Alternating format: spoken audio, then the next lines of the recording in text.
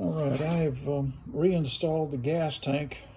I cleaned the old gas out of it and stuck a paper towel in there to soak up what was left, and then put about a little, like a few tablespoons of fresh gas in there and swirled that around, cleaned it out, and then soaked that up with a paper towel and got the tank back on there.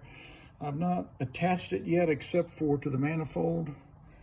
What I wanted to show you is that I went through my supplies and I found the correct spring.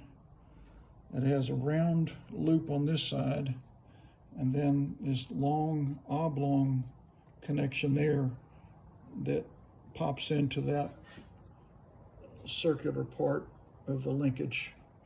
So now, if you watch this, when the flywheel is turning, these fans are going to kick off a lot of air, and that's going to move this, and that's going to kick the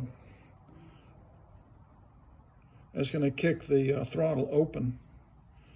And so everything's feeding plenty of gas to this. If the mower then starts to bog down because you're in heavy grass, then the flywheel slows down and this goes back, and that gives it, then that'll get more gas.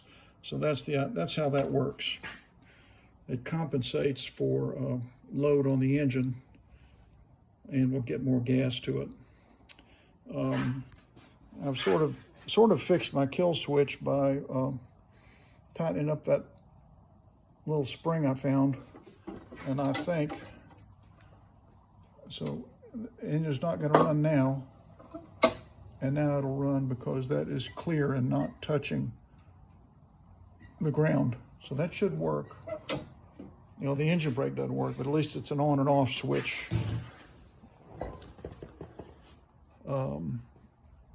Got the wheel back on, and that's fine. So now I'm gonna finish attaching this tank and then put the blower housing back on and maybe pull the cord here in a while.